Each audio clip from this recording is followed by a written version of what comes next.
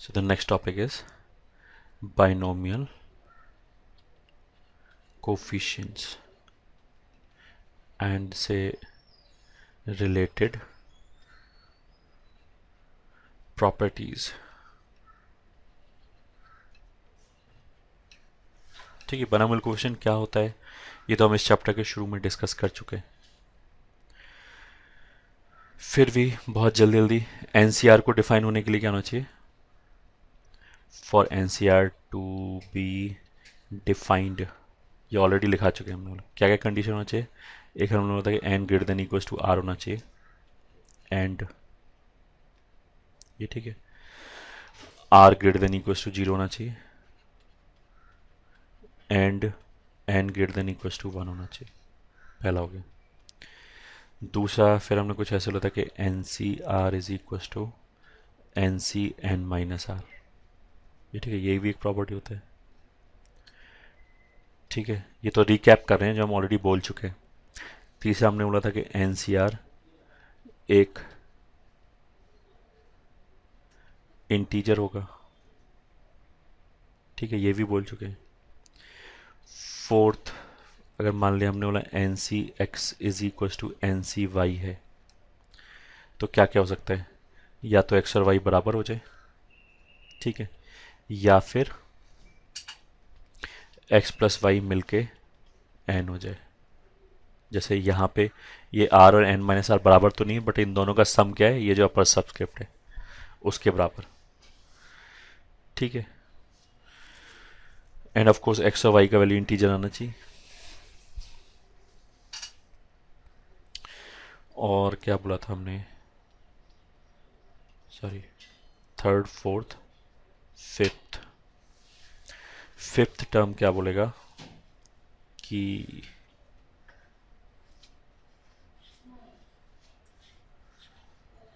Fifth term में हमने क्या बोला था? ओके, फिफ्थ टर्म सेज कि मान लिया हमारे पास ऐसे लिखा है 20C4, तो हमने ऐसे बोला था कि 20 को नीचे अगर 4 लिखा है तो 4 टर्म तक घटा के लिखो।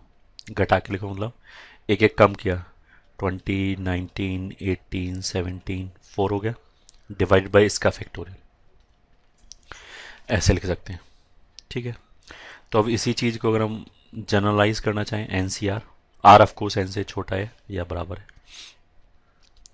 तो कैसे लिखेंगे? N, N minus one, N minus two, ऐसे करते करते आर टर्म्स तक लिखा, तो जो आरथ टर्म होगा वो ऐसे आएगा। कैसे आएगा ये बेसिकली क्या लिखा है? N minus R minus one लिखा है।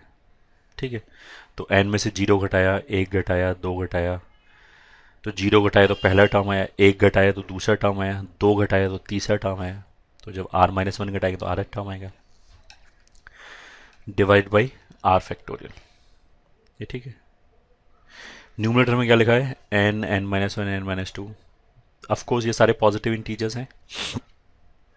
ठीक है, तो अब हम ऐसे बोल सकते हैं जो न्यूमरेटर है वो टोटल कितने टर्म लिखे हैं? 8 टर्म्स लिखे हैं, कॉन्जिगेटेड टर्म्स लिखे हैं, क्योंकि एन उससे एक कम, फिर उससे एक कम, एंड सो ऑन।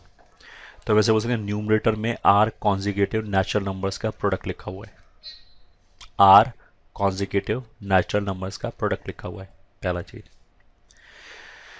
दूसरा, एनसीआर को हमने बोला था कि ये क्या होता है वैसे फिजिकली कैसे डिफाइन कर सकते हैं? जैसे number of ways of selecting R objects out of N different objects. तो हमने पहले ये बोल चुके हैं ऑलरेडी कि ये हमेशा ही क्या होगा? एक इंटीजर। ठीक है, अब अगर तुम इसको देखो और इसको देखो तो इस बात का मतलब क्या निकलता है कि ये वाली क्वांटिटी एक इंटीजर होनी चाहिए। उसका मतलब क्या है कि जो न्यूमरेटर है वो डिनोमिनेटर से डिविजिबल होना चाहिए, तभी इंटीजर आएगा। इसका मतलब क्या है कि जो न्यूमरेटर है, जो आर कॉन्जिक्यूटिव नेचुरल नंबर्स का प्रोडक्ट है, उसमें एन का वैल्यू चाहे कुछ भी हो, क्योंकि यहाँ एन कुछ भी हो, अगर ये डिफाइन है, अगर एन आर से बड़ा है तो ये तो हमेशा ही डिफाइन होगा, तो ये हमेशा ही इंटीजर होगा। तो हम क्या बोल सकते हैं? आर कॉन्जिक्यूटिव नेचुरल नंबर का प्रोडक्ट हमेशा ही आर फैक्टोरियल से डिविजिबल होगा। तो यहां से हमें एक और रिजल्ट क्या मिला? This implies product of R consecutive natural numbers, product of r consecutive natural numbers is always divisible by r factorial.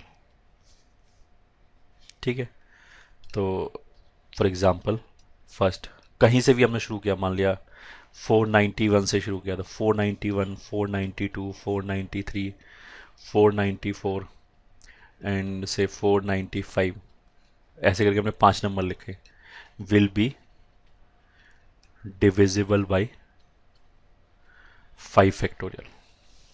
इसका ये मतलब नहीं कि ये केवल इसी से डिविजिबल होगा, ये तो हम इसकी हेल्प से बोल सकते हैं कि 5 फैक्टोरियल से तो डिविजिबल होगा ही होगा, बाकी किसी से हो या ना हो। ठीक है, अच्छा अगर कोई किसी बच्चे के दिमाग में अगर ये आ रहा है कि लॉजिक ये है कि ये जो 5 फैक्टोरियल इसको हमने लिख दिया 1 2 3 4 5, फिर हम बोलेंगे पहला नंबर 1 से डिविजिबल है, दूसरा 2 से है, तीसरा 3 से है, फोर्थ नंबर 4 से डिविजिबल है, तो गलत है, ऐसा नहीं है। ठीक है, ये लॉजिक नहीं है इसके पीछे कि पहला 1 से डिवाइड हो जाएगा, दूसरा 2 से डिवाइड हो जाएगा एंड सो ऑन।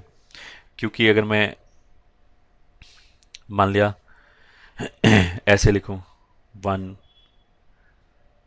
सॉरी लिखा मान लिया हमने से 36, 35 एंड 37, तो ये 3 फैक्टोरियल से डिविजिबल है, 3 फैक्टोरियल का मतलब हो गया 6 से डिविजिबल है, तो इस पूरे में तो यही 6 से डिविजिबल हो गया। ठीक है, ना तो ये 2 से डिविजिबल है, ना तो ये 2 से डिविजिबल है, तो ये 3 से भी डिविजिबल यही है, 2 से भी डिविजिबल यही है। ठीक है, अभी तो तुम ऐसे बस याद रखो कि हमने मान लिया 5 कॉन्जिक्यूटिव नेचुरल नंबर लिखे तो वो 5 फैक्टोरियल से डिविजिबल होगा। अगर हमने 7 कॉन्जिक्यूटिव बोला गया, कॉन्जिक्यूटिव मतलब बराबर बराबर वाले 7 कॉन्जिक्यूटिव नेचुरल नंबर लिखे तो वो पक्का 7 फैक्टोरियल से डिविजिबल होगा। ठीक है,